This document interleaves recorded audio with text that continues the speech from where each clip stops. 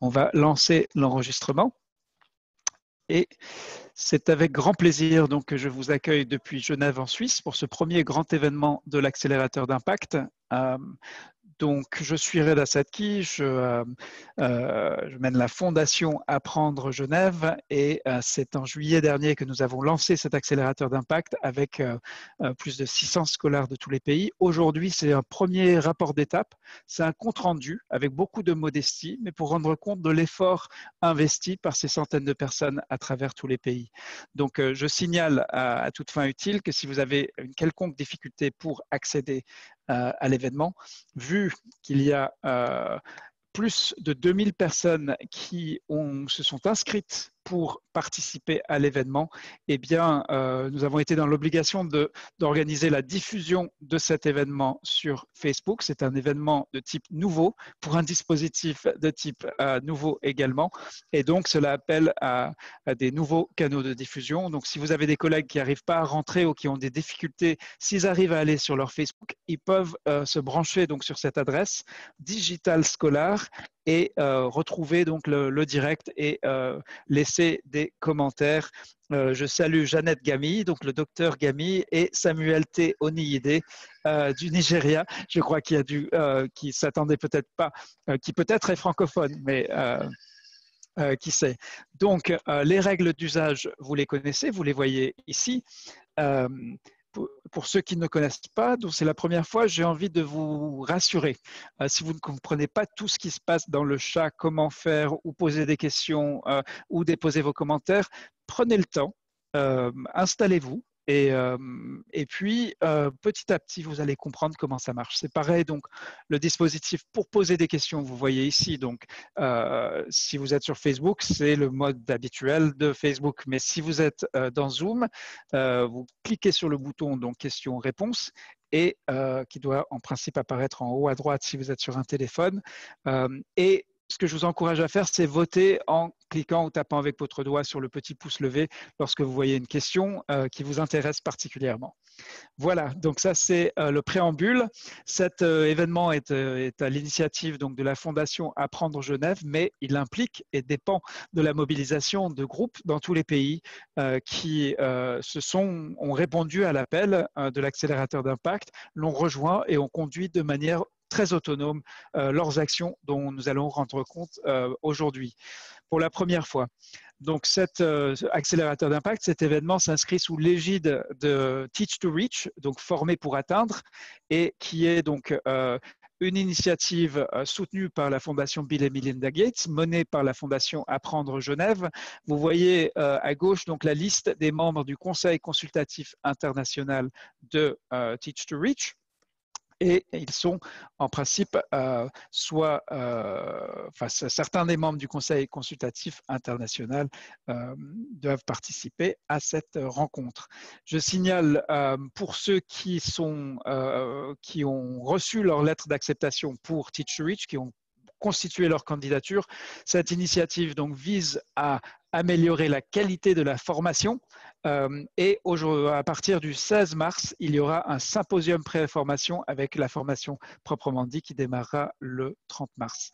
Alors aujourd'hui, c'est un événement, ce n'est pas une formation ni un cours, mais on peut aussi apprendre à travers ces événements.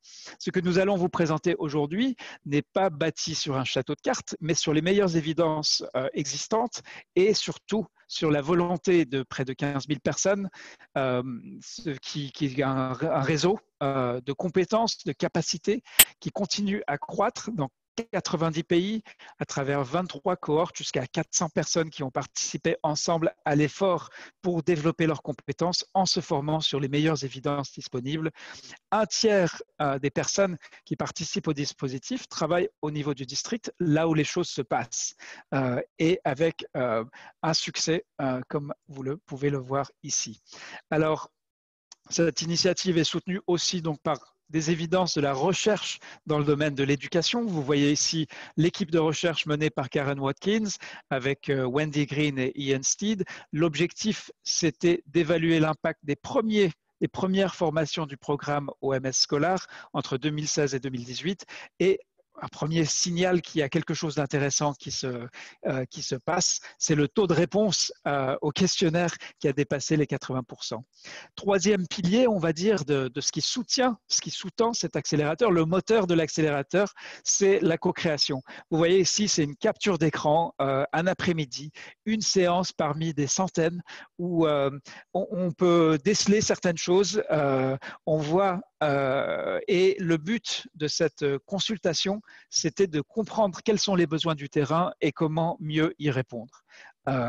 Et des consultations de ce type-là, notamment à travers l'engagement des accompagnateurs, ont été à la base de l'accélérateur. On a construit l'accélérateur en début d'année dernière à travers une série de consultations. Parce qu'il faut le dire, il y a des limites à la formation, qu'elle soit présentielle ou à distance. Et là, on avait la volonté de construire un dispositif qui irait au-delà du cours. La première évaluation des 2 premières années du programme a trouvé que ces formations favorisent et améliorent les pratiques à tous les niveaux. Un des problèmes classiques de la formation, c'est est-ce que les apprenants utilisent vraiment ce qu'ils apprennent? Est-ce qu'ils les mettent en pratique? Et du coup, là, vous voyez un résumé de ce qu'on a trouvé donc avec cette enquête très complète, où en fait, le taux de réponse moyen, enfin le taux d'utilisation moyen d'une formation, ça aussi autour des 10%. C'est à la louche.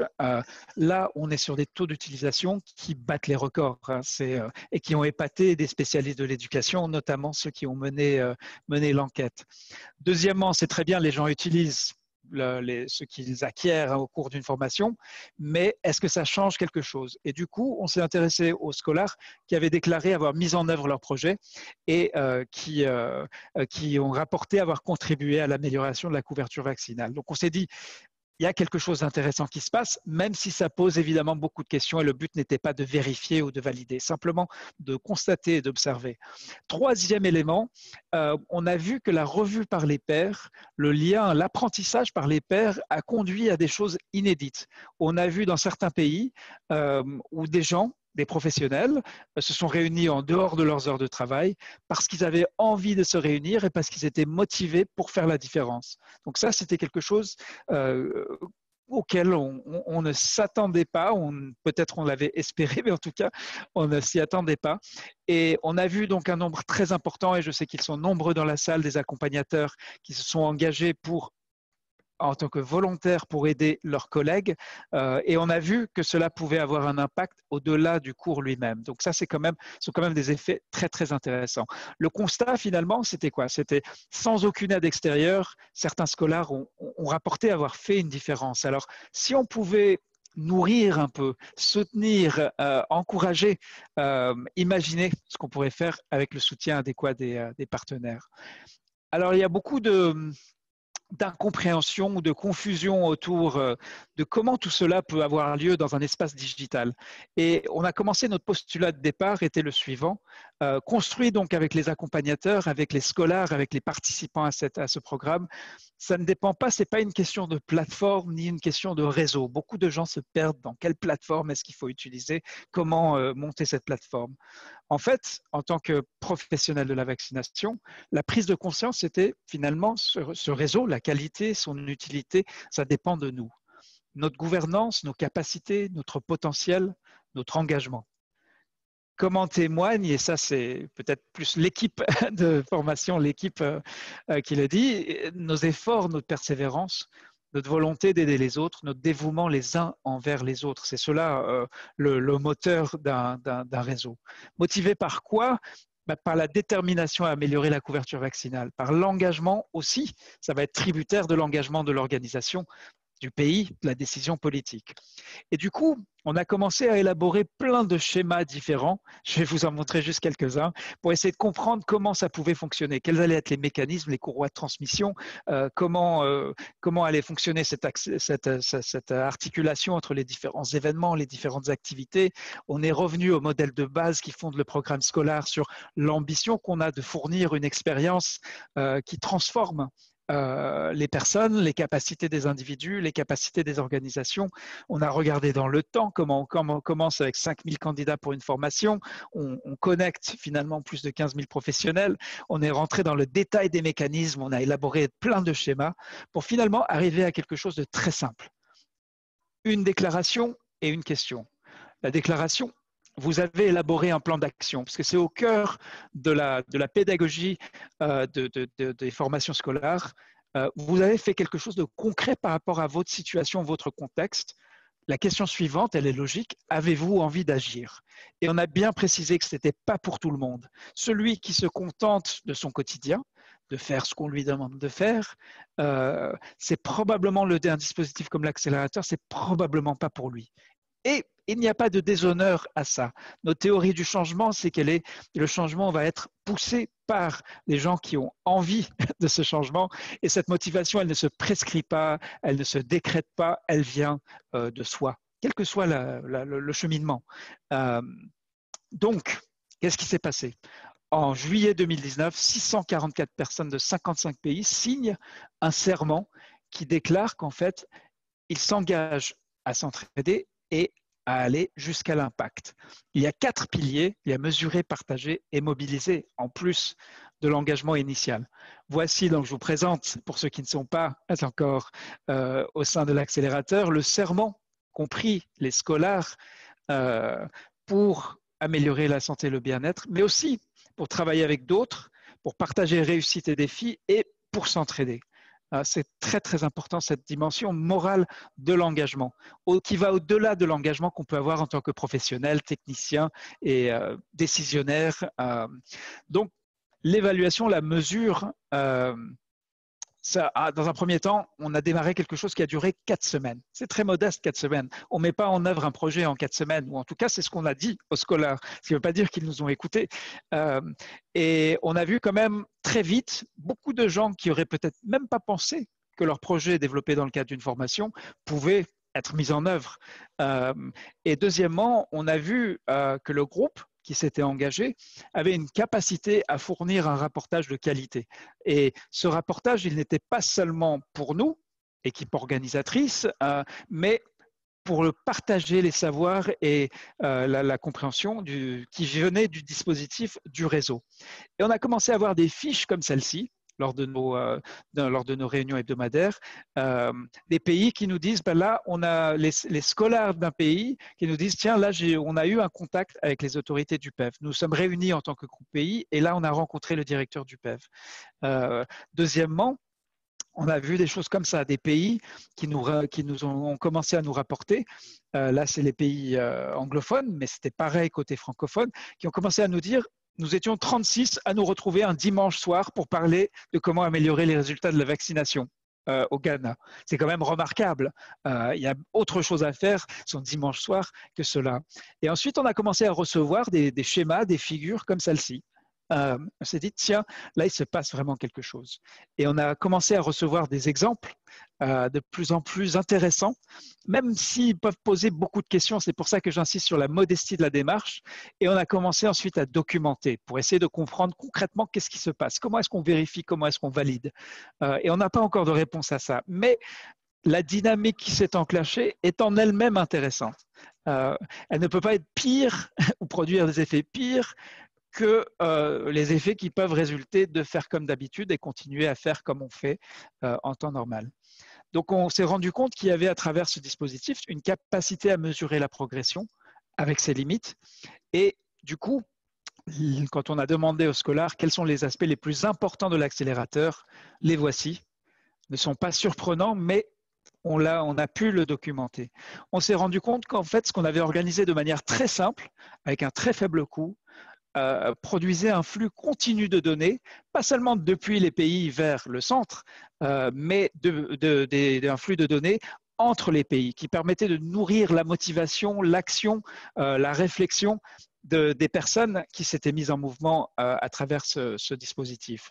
Et le but, effectivement, n'était pas seulement de collecter des données, ni même de travailler sur la mise en œuvre des projets, mais d'aller au-delà et de voir ce qu'on pouvait ensemble susciter en termes de mobilisation et de mobilisation durable, bien sûr. Et vous voyez ici donc certains des résultats rapportés de manière récurrente par les personnes qui ont participé à l'évaluation.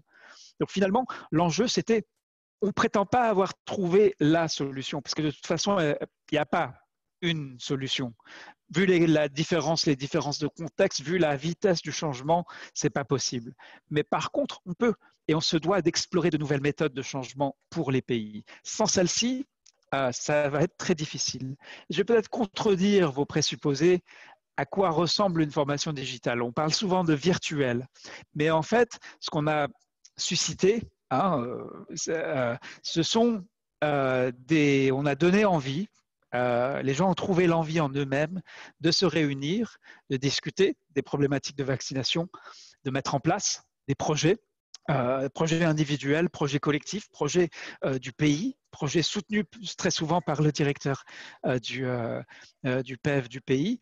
Autour de cette idée fédératrice, nous sommes ensemble. Et cette phrase peut dire beaucoup de choses, mais là, dans le contexte scolaire, elle signifiait vraiment cette démarche de solidarité, cette volonté de changement. Donc voici le résultat concret. Il n'est pas du tout virtuel. Ça a pu se passer en utilisant des moyens, des technologies, mais le langage est lui-même la première technologie que nous avons. Donc là, ce n'est pas différent. Nous avons trouvé un autre langage qui permet d'articuler d'autres modes d'action qui vont peut-être contribuer au changement.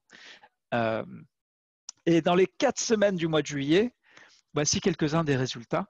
Ils sont certes modestes, mais réfléchissez au potentiel. Avec quelques emails, on a mis en mouvement, on a fédéré plus de 600 personnes et il n'y a aucune raison pourquoi ce modèle qui a fonctionné avec 600 personnes ne pourrait pas fonctionner avec 6 000 ou 60 000 ou 600 000. Donc, on a quelque chose qui peut permettre potentiellement d'aller à l'échelle. On a vu ce qui a porté cette initiative, ce qui la porte, c'est le leadership. C'est des gens qui se perçoivent, quel que soit leur niveau dans la pyramide de santé, qui se disent « moi je peux, moi j'ai envie, si j'attends que d'autres le fassent pour moi, voilà, allons-y ». Et du coup, on a vu des chefs d'équipe, ce sont les premiers des pays anglophones. Certains ont déjà désigné un successeur ou un successeur a été désigné. Voilà les 14 chefs d'équipe francophones. Et je tiens vraiment à rendre hommage à leur leadership dans le plein sens du mot. Il ne s'agit pas du leader qui commande, du leader qui prescrit, mais du leader qui se met au service des autres. Et c'est ce que nous avons vu avec les chefs d'équipe francophones et anglophones. Et on a vu là aussi, ça date du mois de juillet, mais ce sont des commentaires reçus du Ghana et du Cameroun, quelqu'un qui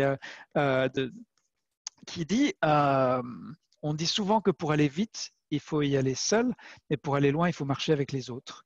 Mais avec l'accélérateur, une bonne organisation, nous pouvons en fait aller plus loin et plus vite. Finalement, le taux de satisfaction est tel qu'on s'est dit juste là, il y a quelque chose qu'on doit comprendre. Et ça ne peut pas bouger, frétiller comme ça, avec des gens qui ont envie d'y aller, sans que réellement on ait touché à quelque chose qui contient un potentiel de changement pour la vaccination. Lorsqu'on leur a demandé, mais pourquoi vous recommandez tous de participer à l'accélérateur, donc il ne s'agit pas d'une formation, donc voilà. Vous voyez ici quelques-unes des réponses. Et pourquoi recommander, pourquoi dire aux autres de le faire? Voilà quelques-unes des réponses sur cette question-là. Celle en bas est pour moi la plus intéressante, une des plus intéressantes. J'ai acquis beaucoup de compétences qui font défaut à un grand nombre de mes collègues. Si nous étions tous sur la même longueur d'onde, la couverture vaccinale tournerait dans le bon sens. Bien sûr, c'est une profession de foi. Qui sait? Mais il y a quand même des éléments tangibles et c'est ce que je vais partager avec vous. Donc finalement, ce qu'on a mis en place ensemble, c'est un réseau humain de connaissances. On pense souvent au réseau, ça veut dire digital, ça veut dire des trucs un peu froids, un peu techniques, mais non, on a tissé un réseau humain pour transformer les connaissances en action. Et donc, ce qui a motivé l'organisation de ce grand événement aujourd'hui, c'est tout simplement qu'on a voulu savoir, après 6 mois, qu'est-ce qui a changé. Donc, déjà, un fort taux de réponse. Et on a reçu des interrogations, mais est-ce que finalement vous demandez aux gens, c'est de l'autodéclaration, c'est un peu une déclaration sur l'honneur, est-ce que c'est fiable? Donc il y a plusieurs indices, il y a un fort taux de réponse, il y a de plus en plus de gens qui participent de manière assidue aux événements en ligne, il y a en moyenne 6 heures déclarées chaque semaine par les apprenants au cours donc de la rampe de lancement de juillet 2019, et il faut le rappeler, et il n'y a pas de confusion puisqu'il n'y a pas d'indemnité journalière ou de per diem, pas d'hôtel, pas de voyage, pas de financement. Donc là, si les scolaires qui sont dans cette salle, si ceux qui découvrent le programme scolaire, sachez que les personnes qui ont participé à cette démarche, qui continuent à y participer, le font parce qu'elles ont trouvé des raisons en elles-mêmes pour le faire. Alors, on espère qu'il y aura un bénéfice professionnel, mais la personne qui commence par là, et on a vu un bénéfice professionnel, je vais d'ailleurs vous montrer une figure qui le démontre. On s'est posé la question, donc après 6 mois, est-ce que les apprenants scolaires travaillent vraiment ensemble? La réponse est oui, un tiers sur des projets individuels et le reste sur des projets collectifs, y compris des projets menés par l'équipe pays. Les progrès significatifs pour atteindre mon objectif, presque tous ceux qui ont répondu 6 mois plus tard ont dit oui. Ensuite, une question importante, c'est l'accélérateur d'impact, ce n'est pas une nouvelle activité qui vient se rajouter à son travail. On a dit, si vous faites ça correctement, en fait, vous faites votre travail, le projet que vous menez fait partie de votre travail quotidien, mais vous avez cet apport incroyable d'être connecté à un réseau avec plein de gens de pays différents qui peuvent vous nourrir de réflexions, de solutions, d'idées, et à vous après de faire le tri, bien sûr. Et enfin, et la question est peut-être sans doute une des plus importantes, votre projet est-il intégré au PEV? Et là aussi, vous voyez que la démarche de l'accélérateur, ce n'est pas une démarche à côté comme ça dans un coin, c'est une démarche qui s'intègre, qui contribue à la démarche globale du PEV. Donc finalement, je vais terminer là, je me rends compte que j'ai déjà dépassé de 3 minutes le temps alloué, je m'en excuse. Qu'est-ce qui a changé en 6 mois? Donc, vous voyez tout en bas, donc au début, il y a 43% des personnes qui ont démarré la mise en œuvre de leur projet, environ une trentaine, 30% qui n'ont pas encore démarré. Vous voyez, après 3 semaines, on est déjà passé de 43 à 55% qui ont démarré quelque chose. 6 mois plus tard, on est passé à 65% et à droite, vous voyez en vert la mise en œuvre effectuée, donc, et on a presque une personne sur 8 qui, en 6 mois, a réussi à mettre quelque chose en place.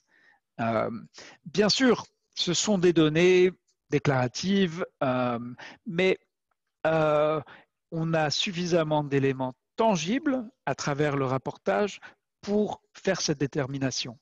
Et enfin, bien sûr, tout cela peut prendre du temps. Donc, est-ce que ça vaut la peine d'investir ce temps? Et du coup, on a comparé. On a dit donc en rouge les personnes qui ont terminé un cours, mais qui n'ont pas participé à la rampe de lancement de l'accélérateur d'impact. On les a inclus en janvier dans le questionnaire et dans l'étude. Et là, on a vu, donc j'attire votre attention sur la colonne rouge à droite des 44%. Donc 44% qui n'ont pas participé à la rampe de lancement n'ont pas commencé leur mise en œuvre, n'ont même pas commencé, versus 5% parmi ceux qui ont participé à la plateforme de lancement. Ça ne veut pas dire que les gens ne font rien s'ils participent à la rampe de lancement, puisque vous voyez à gauche, 38% qui n'ont pas participé travaillent quand même sur un projet individuel. Mais ce qui est remarquable, c'est la dimension collective de solidarité qui est exprimée par la 3e série de données, le projet par pays. Donc, projet pays, on va dire, où là, c'est 50% des gens qui ont participé à la plateforme de lancement qui travaillent ensemble. Et maintenant que je termine, vous allez donc entendre de vive voix des expériences partagées d'abord par une apprenante scolaire, Charlotte Mbou, un accompagnateur donc qui a accompagné cette démarche de l'accélérateur d'impact, qui a conseillé, qui a été à l'écoute, qui a fait des retours, qui s'est beaucoup impliqué auprès des équipes pays, qui est Alain Blaise-Tatsinkou. Et enfin, ce sera Alain qui va le présenter, plusieurs, qui a déjà commencé à mobiliser le potentiel de l'accélérateur pour ses propres priorités du PEV. Donc, je vous remercie pour votre attention et je passe donc la parole à Charlotte pour nous parler de son expérience de l'accélérateur d'impact. Ensuite, Alain qui présentera les prises de parole suivantes. Merci beaucoup, Reda. Et une fois de plus, bonjour, bon après-midi, bonsoir à tout le monde. C'est un plaisir pour moi de partager avec vous cet après-midi mon expérience de scolaire. Je suis Charlotte Jouambou et j'interviens aujourd'hui depuis Ebolova au Cameroun en tant qu'ancien gestionnaire des données et point focal de la surveillance épidémiologique au groupe technique régional du PF dans la région du Sud Cameroun. J'ai déjà bénéficié de 4 formations scolaires et lors de ma dernière formation sur la réduction des inégalités dans la vaccination et l'amélioration de la qualité l'amélioration de la couverture vaccinale en anglais, j'ai aperçu une communication sur la plateforme scolaire invitant tous les scolaires intéressés à préparer une stratégie d'implémentation de leur projet s'ils voulaient participer au lancement du tout premier accélérateur d'impact. J'étais excitée d'y prendre part parce que j'ai toujours voulu traduire les connaissances acquises lors de la formation sur les directives de l'OMS à des actions concrètes sur le terrain afin d'améliorer les performances de ma région en ce qui concerne la vaccination. Je n'ai pas hésité de participer à l'accélérateur d'impact et de signer le serment scolaire pour l'impact le moment venu. J'ai participé à l'accélérateur d'impact parce que je voulais mettre en œuvre mon projet scolaire dans un district pilote de ma région et j'avais besoin du soutien des pairs et de l'équipe pédagogique scolaire pour y parvenir. J'avais besoin que ma stratégie d'implémentation soit revue pour des éventuels amendements et améliorations. J'ai aussi participé parce que nous avions envie de mettre en place un groupe scolaire au Cameroun, une plateforme d'échange où nous pouvons apprendre ensemble et encourager d'autres acteurs de la vaccination qui sont nos collègues à participer aux formations OMS scolaires dans l'avenir. J'ai été agréablement surpris par l'enthousiasme avec lequel les scolaires camerounais ont embrassé l'accélérateur d'impact et leur implication dans le processus de la mise en place du groupe scolaire Cameroun. Nous avons aussi été encouragés par la reconnaissance que nous avons reçue du groupe technique central du PEV au Cameroun à travers le secrétaire permanent qui n'a pas hésité à remettre des certificats de fin de formation scolaire qui ont réussi à terminer leur cours. Le Cameroun étant un pays bilingue, nous avons 2 groupes pays, un en anglais, dont j'étais team leader jusqu'en janvier 2020, et l'autre en français. Nous avons, pour faciliter l'organisation des activités des scolaires et en collaboration avec le team leader de la cohorte francophone, nous avons mis en place une équipe de coordination ainsi que les groupes régionaux des scolaires dans toutes les régions de notre pays.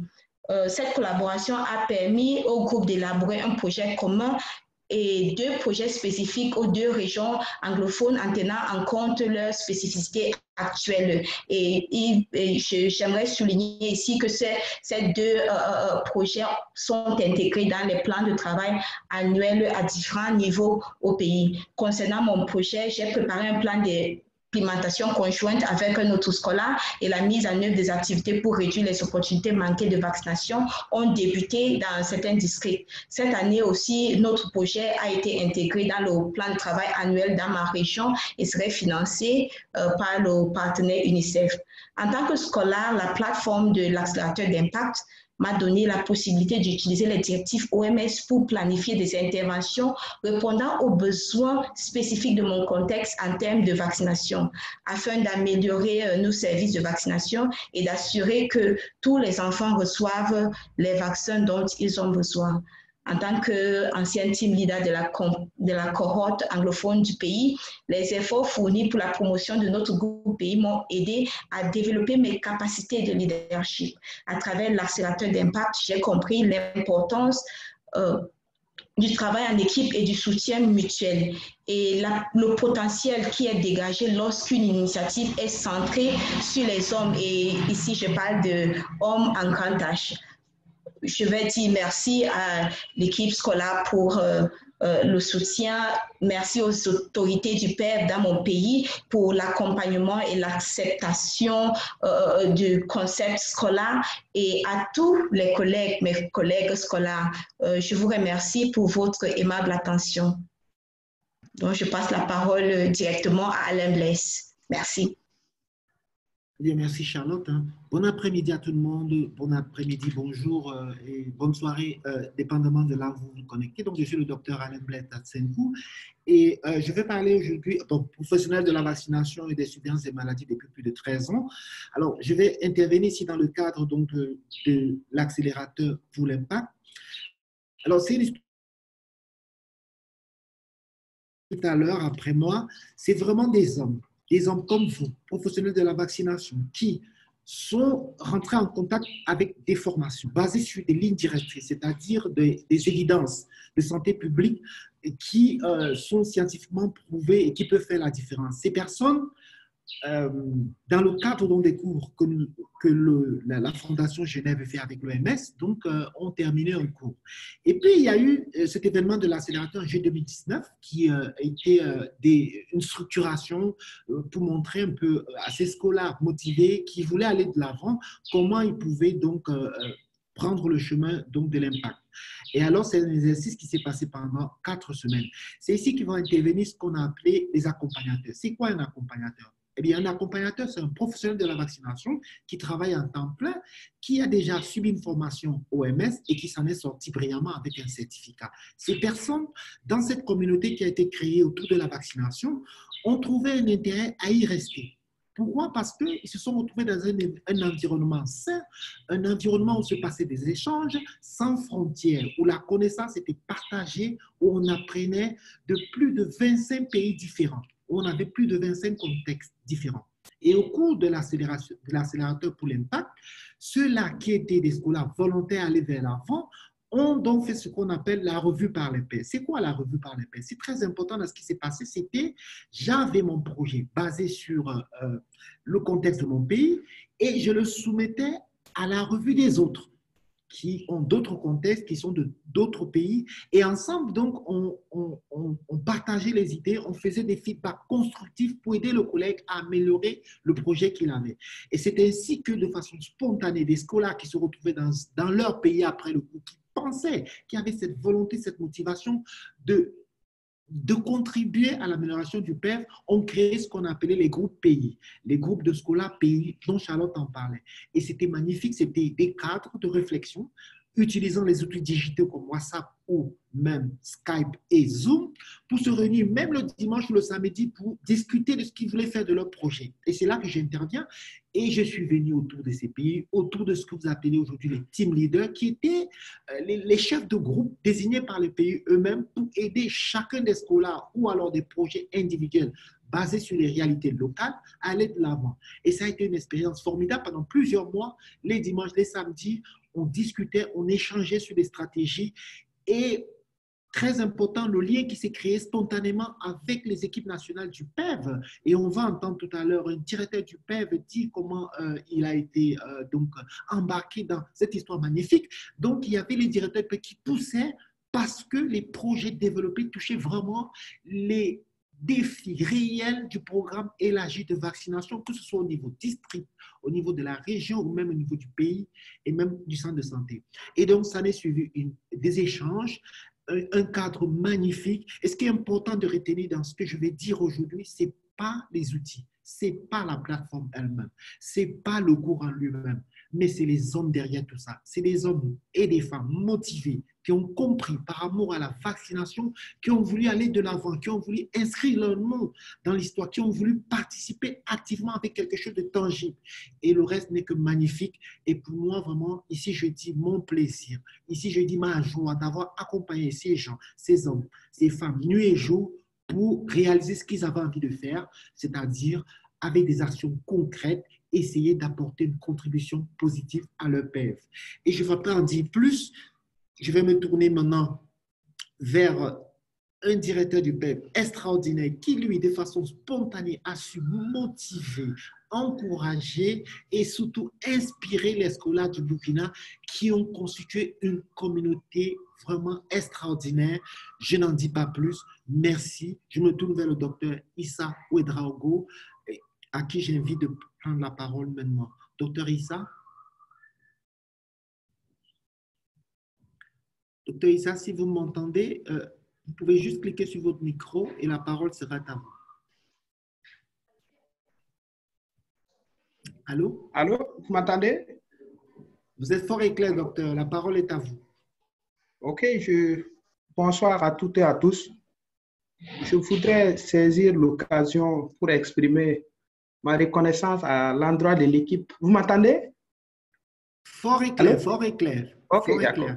Donc, j'exprimais ma reconnaissance à l'endroit de l'équipe scolaire pour cette opportunité offerte à mon pays de disposer de compétences importantes pour accélérer les couvertures vaccinales.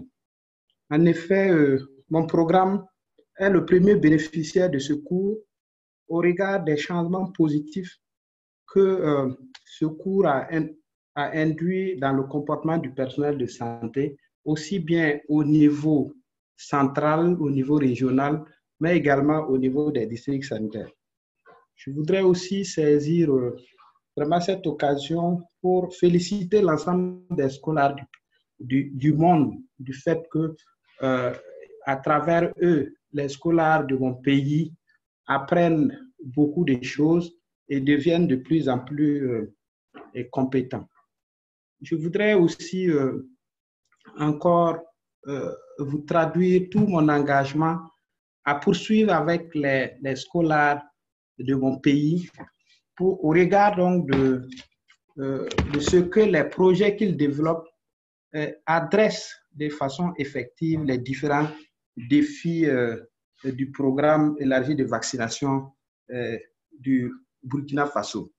J'ai été particulièrement touché par le récent projet qu'ils ont développé et qui intéresse vraiment les enfants non vaccinés, les enfants oubliés dans les zones périurbaines de notre capitale. Vous savez que Ouagadougou est entouré de zones qu'on appelle zones non loties. Ça veut dire que très souvent, c'est des populations qui s'installent de façon spontanée et qui ne sont pas souvent connues des services de santé. Et j'ai vu qu'à travers leur projet, ils ont touché beaucoup d'enfants. J'attends donc, puisque leur projet est en cours de finalisation, ils ont commencé des actions sur le terrain. Nous attendons donc de capitaliser les résultats de ces sorties sur le terrain, entièrement financées par les membres des scolaires eux-mêmes. Et je pense que c'est une innovation importante de constater que de façon spontanée, des agents s'engagent en faveur de la vaccination et travaillent à mobiliser leurs propres ressources pour atteindre les enfants. Donc, s'agissant de la collaboration, des perspectives en matière de collaboration avec les scolaires de mon pays, nous leur avons dit de faire en sorte que leur projet ne soit pas des projets à eux seulement, mais un projet parfaitement intégré au plan d'action annuel du programme élargi de vaccination. J'ai également invité ces scolaires à travailler désormais directement avec l'équipe du niveau central, de se considérer désormais comme étant membre de l'équipe du niveau central afin que nous constituions une équipe qui va vraiment gagner contre la non-vaccination sur le terrain.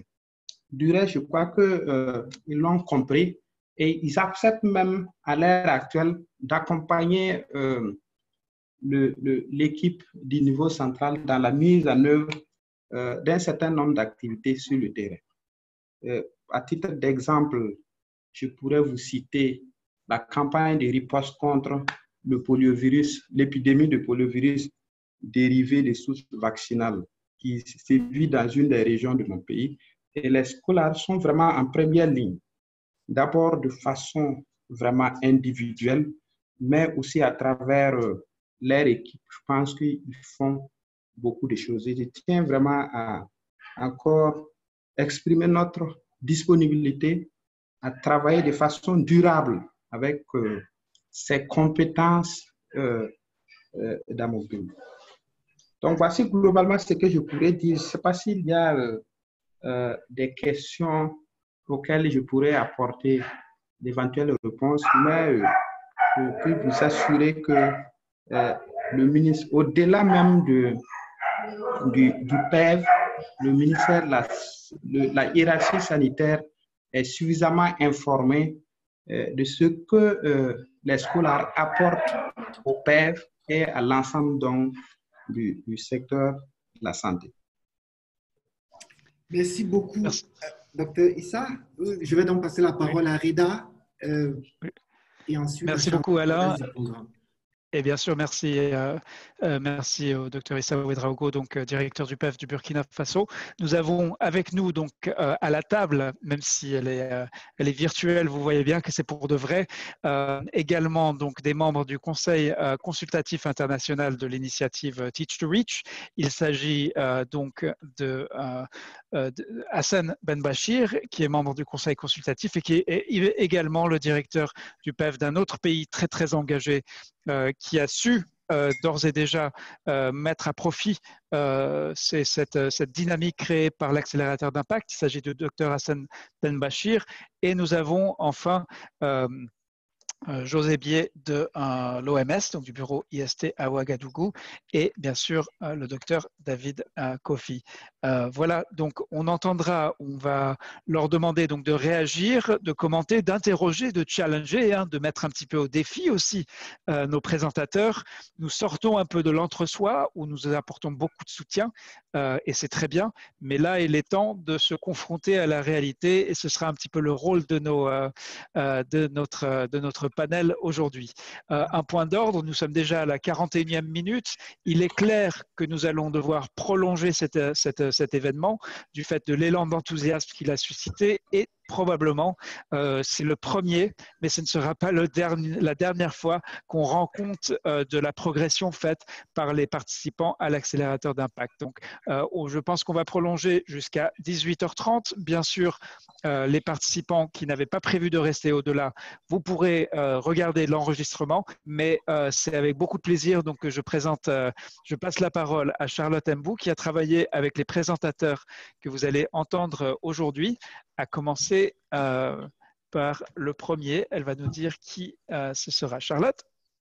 Merci une fois de plus, Reda. Sans plus tarder, je vais passer directement au présentateur. Nous venons d'écouter le directeur PEV du Burkina Faso et nous avons pensé que ce serait idéal pour nous de poursuivre avec le Burkina Faso en écoutant son team leader. Donc, je pense que nous pouvons à présent passer la parole sans tarder à Nicolas Kendré Beoko du Burkina Faso.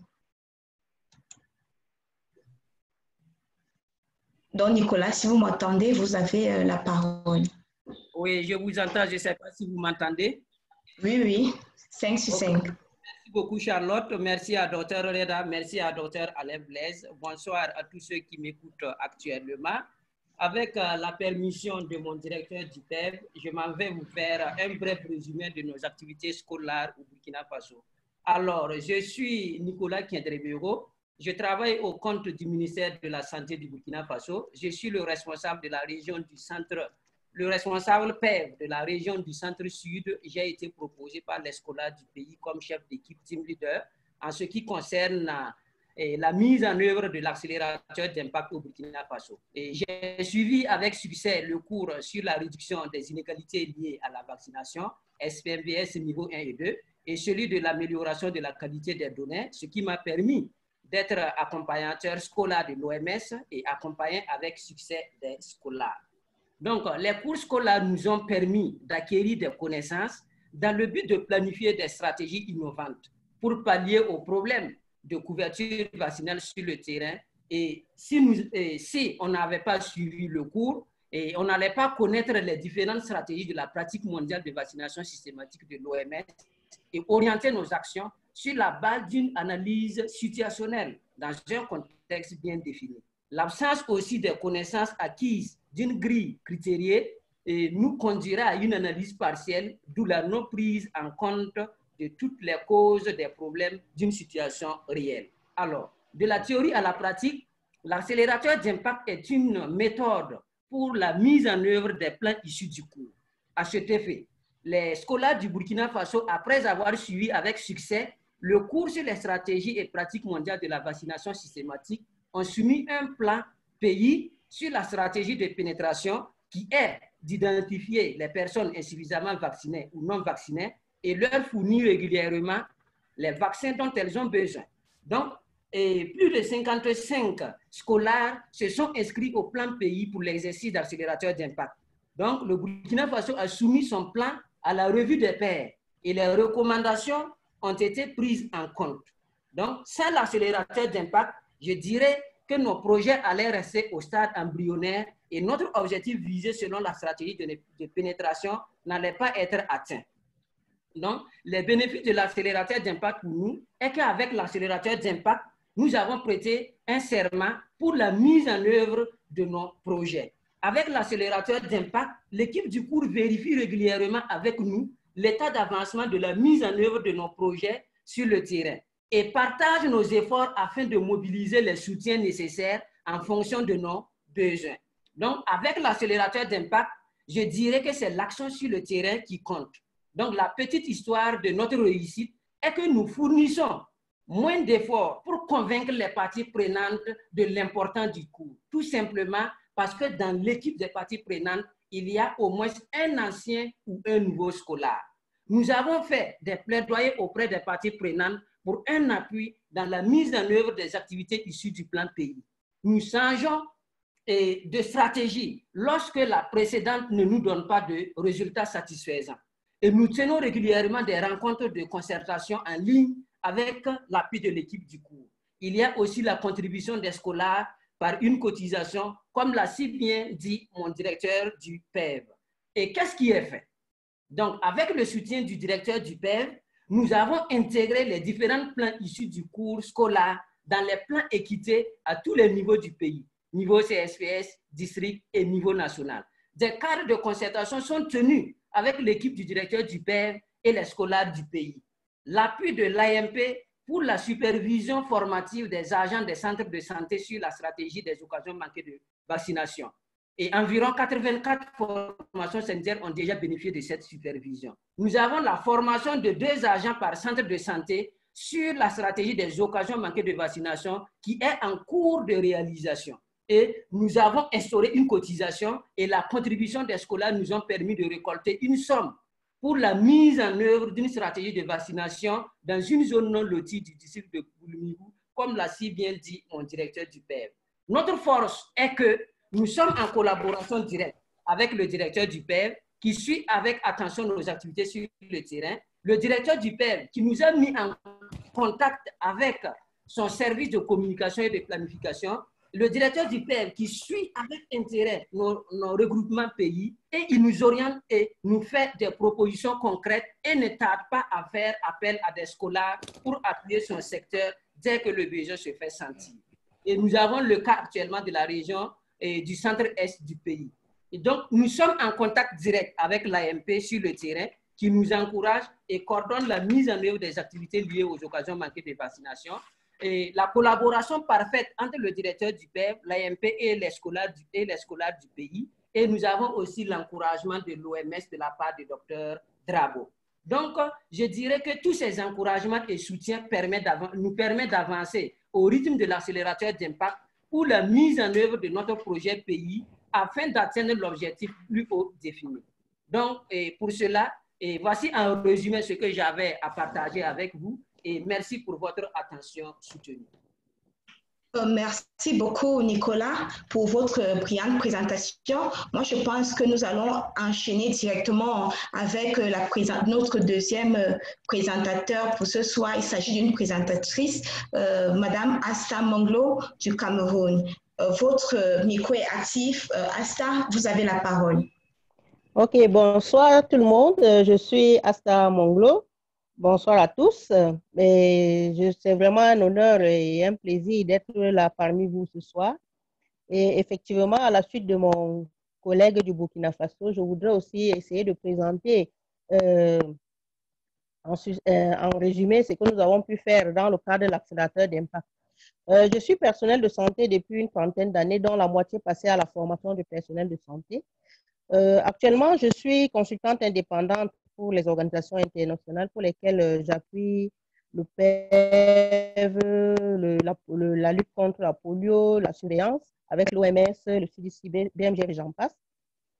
Je suis en même temps aussi accompagnatrice dans le cadre du cours scolaire OMS, pour lesquels j'ai fait 6 cours aujourd'hui avec succès, dont parmi lesquels les 3 niveaux de surveille scolaire, SPMVS 2 niveaux, et puis le plan d'amélioration de la qualité des données. Les bénéfices du cours OMS sont incommensurables, parce que ça m'a fait prendre conscience que parfois, ce que nous faisons ne sont pas en ligne droite avec les directives. Et en tant qu'enseignante des écoles de formation pendant un certain nombre d'années, je me suis rendu compte que le programme de formation n'est pas très pratique. C'est pour ça que j'ai utilisé les directives visant les stratégies et pratiques mondiales de vaccination systématique qui m'ont permis donc de mettre en œuvre un projet pour non seulement améliorer la pénétration du programme à travers la qualité de l'offre de services et aussi pour aider à booster la demande des services. Et ceci en investissant dans les compétences des vaccinateurs. Donc, on dirait que ce n'est pas si innovant, c'est vrai. Mais il s'agit maintenant de voir l'innovation à travers la cible que nous visons. Nous visons les élèves infirmiers en fin de formation et en fin de cycle. Pour la petite histoire, on a remarqué que le syllabus de formation de ma petite expérience en tant qu'enseignante n'intègre pas les aspects pratiques du PEV, si bien que quand les élèves sortent de l'école, il leur faut un long processus d'adaptation pour pouvoir maintenant comprendre c'est quoi le PEV, qu'est-ce qu'il faut faire de façon concrète et tout. Et en réalité, je l'ai développé dans le cadre comme un projet individuel qui par la suite a été intégré dans le projet global de la région de l'extrême nord du Cameroun. Et ça a pris l'adhésion du coordinateur régional du PEV avec les autres scolaires des districts. Et nous avons ensemble donc mis nos efforts en commun, nous inspirer de l'approche atteint chaque enfant, chaque district, pour prendre les modules du PEV pratique, les rendre digestes auprès de ces élèves pour qu'ils puissent maintenant, une fois sortis, les mettre en œuvre. Mais avant cela, il était question pour eux de passer à la phase pratique à travers le stage de santé communautaire qui a duré 1 mois, c'est-à-dire du 1er février au 29 février dernier. Et nous sommes maintenant dans la phase, nous collectons les rapports et nous allons les analyser pour voir qu'est-ce qu'ils ont pu faire. Donc vraiment, sans ce cours de l'OMS-là, sans la plateforme de lancement de l'accélérateur d'impact, nous n'aurons pas compris que grâce à nos petits sacrifices, à nos petits moyens, grâce à la mise en commun de nos efforts, à des efforts de coordination, de mise en commun, d'être ensemble avec les autorités sanitaires, on n'aurait pas pu atteindre ce niveau d'efficacité. Parce que vraiment, c'est ce que je retiens. La participation à l'accélération des PAT a été vraiment d'un grand apport. Et on ne saurait vraiment assez le dire. Et puis donc, comme résultat concret que nous avons obtenu, nous avons pu former 63 élèves infirmiers du premier et de troisième année. Et nous pensons qu'à travers les cours, les modules que nous avons partagés avec eux sur comment planifier, comment obtenir l'appui de la communauté, comment gérer la sécurité des ingestions, des stocks et tout, et le monitorage des informations, ils pourront directement, une fois à la fin de leur formation en juillet, être opérationnels et être utilisés dans leur communauté à travers le programme du PEV partout où ils seront. Et ça, c'est grâce à l'effort de tous les scolaires de la région de l'extrême nord que je salue au passage, et grâce aussi à l'encadrement et la guidance de toute l'équipe pédagogique scolaire. Et pour conclure, je dirais que je suis vraiment contente d'avoir participé à ce cours-là, parce que, très sincèrement, dans les écoles, on n'a pas conscience du fait que la pratique est vraiment, comme disait quelqu'un tantôt, la pratique parfois n'est pas toujours intégrés dans nos cours, dans nos formations dans les écoles. Maintenant, il est question d'allier non seulement les cours théoriques qui parlent de la prophylaxie, de la vaccination et des aspects pratiques du PEV afin de rendre ces élèves immédiatement opérationnels pour le programme PEV. Les prochaines étapes, donc, c'est de voir à travers les indicateurs que nous avons partagés avec eux quels sont les résultats concrets qu'ils nous ont rapportés et quels sont les points que nous pourrions améliorer pour que les prochaines vagues d'enseignants je voudrais dire d'enseignants et d'élèves, évidemment, puissent encore bénéficier de nos expériences et surtout des directives de l'OMS. Voilà en économie ce que j'avais à dire pour ce soir. Merci à tout le monde. Merci de m'avoir fait participer. À vous. Merci beaucoup, Madame Aska, pour votre brillante présentation et pour ce partage d'expérience. Je pense que les gens sont en train de laisser les commentaires dans le chat. Il y a des questions dans le Q&A, mais on va passer directement au prochain présentateur. Il s'agit de Franck Monga de la RDC et il va parler de l'intégration du projet scolaire dans le plan d'action opérationnel pour la mutualisation des ressources. Vous avez la parole, Franck.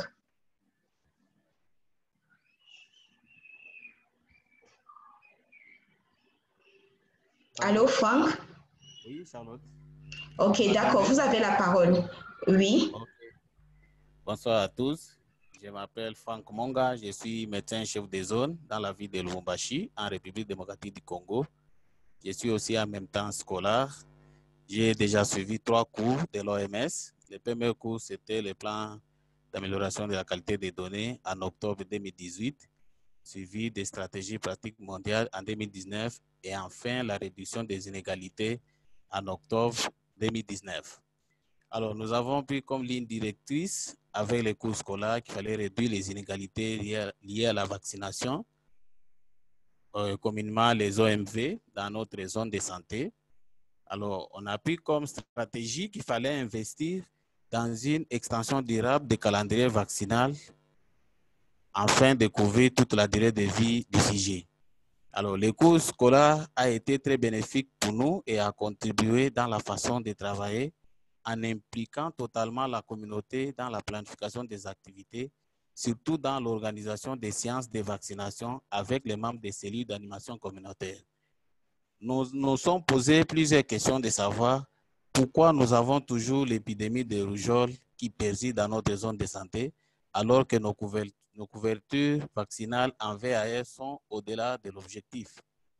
L'accélérateur d'impact a été d'un apport très capital et a contribué à la réalisation des activités qu'on avait planifiées dans notre projet, suite au rappel et au suivi régulier de l'équipe pédagogique de l'OMS et aussi l'accompagnement de notre médecin chef d'antenne, PEV, et aussi notre team leader, malgré qu'elle est à Kinshasa, mais est rappelé tout le temps pour savoir l'état d'avancement des activités sur le terrain. Nous avons réalisé quelques activités. Ni était l'accélérateur d'impact, nos activités devaient rester silencieuses. C'est avec l'accélérateur d'impact que nos projets sont suivis par la hiérarchie et les membres de l'équipe cadre de la zone de santé, ainsi que les collègues scolaires qui nous ont aidés pour la mise en œuvre de notre projet. Alors, qu'est-ce qu'on a fait sur le terrain? La première des choses qu'il fallait faire, la restitution du projet aux membres de l'équipe cadre. C'est l'équipe avec laquelle je travaille au niveau de la zone de santé, aux infirmiers titulaires des aires de santé et aux membres des cellules d'animation communautaire. Alors, lorsqu'on a planifié les séances de vaccination avec la communauté, nous nous sommes rendus compte qu'il fallait planifier les séances en tenant compte des réalités sur le terrain. Au jour d'aujourd'hui, nous avons des aires de santé qui vaccinaient les avant-midi et en posant des questions aux membres de la communauté, on a pu réorganiser les séances. Il y a des séances qui se réalisent dans les après-midi en tenant compte des réalités de chaque aire de santé. Nous avons mis un tableau de bord sur les calendriers des séances de vaccination par aire de santé au niveau du bureau central. Donc, au jour d'aujourd'hui, je connais par jour les séances qui doivent se réaliser dans les aires de santé. Et on a créé un groupe WhatsApp où il fallait partager les images une fois la séance commence pour voir l'état d'avancement et aussi voir l'implication de la communauté. Et on a changé notre façon de travailler avec l'approvisionnement en vaccins. Au lieu que les IT viennent chercher les vaccins au niveau du bureau central, c'est l'équipe 4 qui se déplace pour approvisionner les aires de santé en vaccins. On a mis en place une stratégie, la vaccination à tout contact dans les sites ayant des réfrigérateurs. Ici, c'est grâce à l'appui de notre partenaire UNICEF qui nous a aidés à imprimer 9000 jetons de récupération des enfants et aussi à mettre en place les outils de collecte des données de la vaccination à tout contact. Et pour mettre cette activité, nous avons ciblé premièrement l'hôpital général de référence où il y a une forte fréquentation des malades, en commençant par les briefings des médecins traitants qui sont en contact avec les enfants qui nous fréquentent à l'hôpital. Et on a pu aussi briefer l'équipe qui travaille à la réception. Dès que l'enfant arrive à la réception, on vérifie les calendriers vaccinaux. Et l'étape, il fallait aussi briefer les prestataires sur la politique des flacons entamés. Alors, nous avons eu le suivi régulier du médecin chef d'antenne PEV, des scolaires, lors des réunions du groupe BI qui nous ont aidés à aller de l'avant avec la mise en œuvre du projet. Et aussi, je salue l'implication du docteur Alain Blaise qui a été toujours à côté de nous pour savoir comment on évoluait avec les projets. Et ce qui nous a surpris par rapport à la mise en œuvre de ces projets, c'est l'amélioration de la couverture des séances réalisées. On est passé de 61% à 100%, c'est grâce à l'accélérateur d'impact. Et aussi la récupération des enfants en conflit avec le calendrier vaccinal. Nous nous sommes rendus compte que 70% d'enfants récupérés dans les cabinets de consultation étaient récupérés à l'antigène VAR. Et on arrive maintenant à comprendre pourquoi nous avons des épidémies de rougeole dans notre zone de santé et probablement dans la province. Alors, lors de la mise en œuvre, on a connu quelques défis. C'est notamment le conditionnement de certains vaccins, tels que le BCG, qui est conditionné à 20 doses, et le VAE, qui est conditionné à 10 doses. Alors, ça nécessite un nombre important d'enfants lors de la vaccination à tout contact. Alors, voilà un peu la synthèse de notre projet. Nous saluons vraiment l'implication de notre team leader qui nous a aidés, qui nous a accompagnés pour la mise en œuvre de ce projet. Merci. Merci beaucoup, Franck. Donc, à présent, j'aimerais passer la parole à Reda afin qu'il invite nos panélistes s'ils ont des questions ou bien des commentaires suite à ces 3 présentations que nous venons de suivre. Vous avez la parole, Reda. Merci, Charlotte. Donc, des membres du Conseil consultatif international de Teach to Reach ont accepté donc de participer à cette rencontre. On va maintenant leur demander un retour d'être des amis, mais des amis critiques pour nous challenger un petit peu. Donc, on va commencer par José Bié, donc de l'Organisation mondiale de la santé. José, est-ce que vous êtes en mesure de nous parler? Et quel est votre retour pour nos 3 premiers présentateurs? Ok, vous m'entendez? 5 sur 5. Ok, merci beaucoup, Reda, pour tout ce travail. Merci aussi surtout aux collègues qui, franchement, je dois le dire, se sont lancés dans ces initiatives. Et je pense, à mon avis, que d'après les résultats justement qui ont été présentés, on voit que quelque chose a été fait. J'aimerais commencer par le Burkina. Par rapport au travail fait au Burkina, j'apprécie très sincèrement tout l'appui de la part du directeur du PEV. Et je pense que c'est un exemple que nous devrions, à mon avis, essayer de partager au maximum avec les autres pays, parce que je dois le dire, ce n'est pas une garantie. Et je pense que l'une des difficultés qu'il y a à ce qu'on aille à l'échelle avec toutes ces initiatives, c'est vraiment l'appui de la part des directeurs de programmes qui est nécessaire. C'est que je voulais justement par rapport au Burkina vérifier. Je pense qu'ils ont entendu la dernière présentation de la RDC qui a mis en place un groupe de partage à travers WhatsApp. Je voudrais m'assurer éventuellement que ce groupe existe aussi pour le Burkina et qu'il y ait des échanges entre les membres du groupe. Et là, j'aimerais aussi inviter peut-être le directeur du PEV du Burkina lors des prochaines rencontres des directeurs du PEV de vraiment partager cette expérience pour les autres directeurs. Je pense que je peux essayer de militer pour vraiment ce partage. Néanmoins, au-delà de tout ce gros travail qui se fait, je pense, et là je reviendrai aussi pour ce qui concerne la RDC, c'est maintenant l'effort de documenter tout ce travail, documenter le processus qui est mis en place, mais aussi et surtout les résultats. Et les résultats, ce sont surtout les résultats en termes de chiffres, en termes d'amélioration de la couverture, en étant le plus détaillé possible. Et donc, franchement, je vous encourage à documenter au maximum tout ce travail que vous êtes en train de faire. Par rapport au Cameroun, je n'ai pas beaucoup de commentaires, mais je viendrai particulièrement à l'exemple de la RDC. Je félicite vraiment ce travail qui a été fait par les collègues de la RDC. Évidemment, d'aucuns pourraient le dire, que c'est vraiment tout le travail de micro-planification qui se fait en impliquant la communauté. Et on voit un réel exemple où, quand on travaille avec la communauté sur les séances de vaccination, on peut nettement améliorer la situation. Et là où j'ai trouvé vraiment une particularité, c'est la vaccination à tout contact. Et les collègues de la RDC de Lubumbashi l'ont fait avec les moyens qui sont les leurs. Et on voit nettement qu'avec un peu de bonne volonté, on peut faire quelque chose.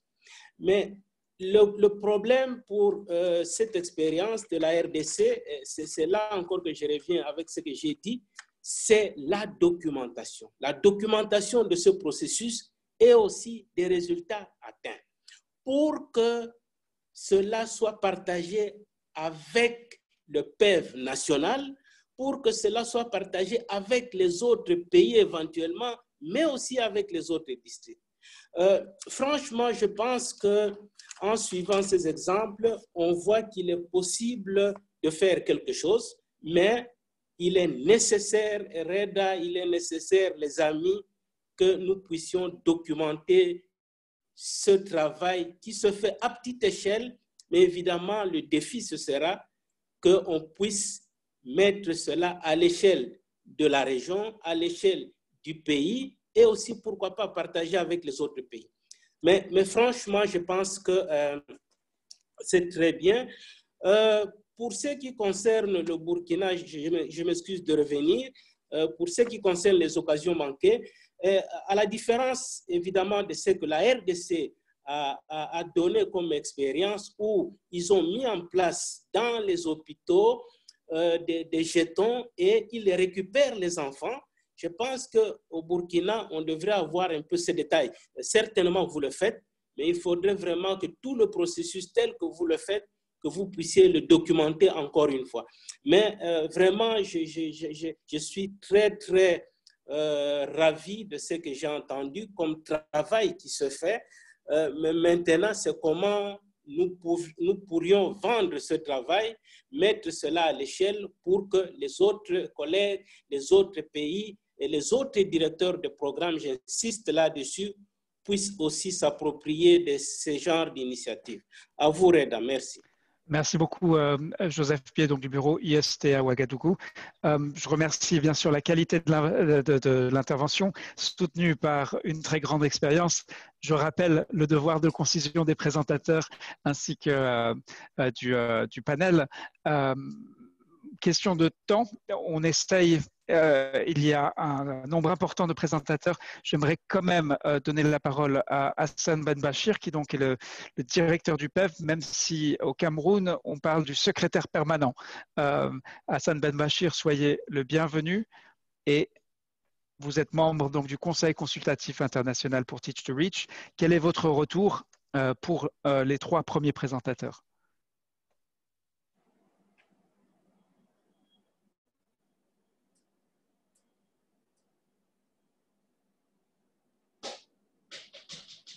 Hassan Ben Bachir, est-ce que vous êtes en mesure de nous parler? Sinon, on ira. Les contraintes techniques nous frappent tous et toutes. On va donc demander à David Kofi, donc spécialiste des enquêtes, épidémiologiste, pour qui le terrain, c'est là où les choses se passent. David Kofi, quel est votre retour pour les présentateurs et votre vue d'ensemble, votre commentaire et analyse de qu'est-ce qui est en train de se passer avec cet accélérateur d'impact? Merci beaucoup, Reda. Merci à tous les présentateurs et à tous ceux qui sont les participants à cette réunion. Je voudrais dire que ce que nous voyons montre plusieurs aspects de l'action humaine. D'abord, cela met en évidence une chose assez certaine, c'est que si on applique les directives, qui sont les directives données par l'OMS le plus souvent, qui sont contextualisées au niveau des pays, eh bien, on a des résultats. Donc, ce n'est pas un miracle. On a des résultats, on a des directives qui ont été bien pensées Et si on les met en œuvre, on a des résultats, que ce soit pour la réduction des occasions de manquer de vaccination, des inégalités, tout ce qui a été présenté ici le montre à souhait. Maintenant, ça montre aussi qu'il est possible de donner, de permettre à des professionnels de rentrer en contact et de reconsidérer ces directives. Ça, c'est la deuxième chose que ça nous montre. Maintenant, ça nous montre aussi qu'on peut avoir une organisation de façon positive et se dire nous allons atteindre des résultats et on peut les atteindre. Et que le travail en commun est quelque chose qui fonctionne. Mais tout ça, pour moi, c'est très bien. C'est très bien. Ce sont des évidences que le projet n'a fait que soulever. Mais la chose qui nous manque ici, c'est premièrement, Dr Bié l'a dit en substance, c'est comment est-ce qu'on passe à l'échelle. C'est la seule question pour moi qui va compter. Le directeur du PEV du Burkina est là. Comment on passe à l'échelle finalement? Est-ce qu'on s'en tient au fait que ce sont des projets qui ont été montés pendant une formation? Qu'est-ce qui va se passer après?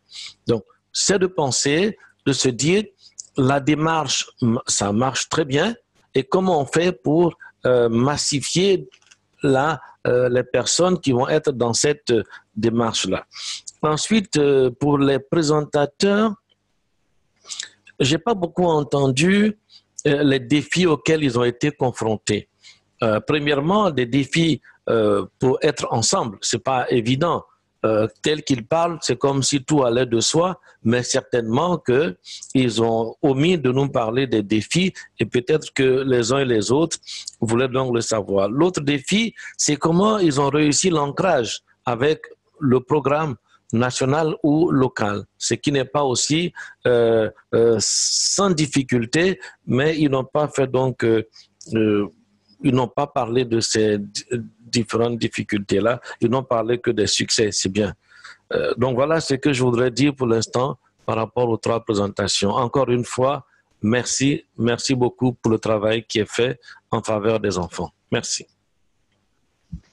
Merci David et José. On va faire une dernière tentative pour entendre de vive voix Hassan Ben Bachir, donc secrétaire permanent pour le Cameroun, donc en ce qui concerne la vaccination. Hassan Ben Bachir, est-ce que vous êtes en mesure de nous parler ce soir? Oui, bonsoir, on vous écoute. Vous m'entendez? Je m'excuse pour les problèmes de connexion que nous comprenons dans nos pays et je me joins à tous pour féliciter tous ceux qui ont présenté à la grande famille Scola. Quand on sait qu'aujourd'hui Scola devient pratiquement un mode de vie, je le ressens ici au Cameroun et j'ai la perception que cela se passe de même dans tous les pays. Je ne veux pas trop insister sur ce qui a été déjà dit, notamment en ce qui concerne la documentation de toutes ces, on va dire, ces actions ponctuelles menées dans le cadre des études et pourquoi pas les réflexions qui tournent autour de comment est-ce qu'il faut passer à l'échelle.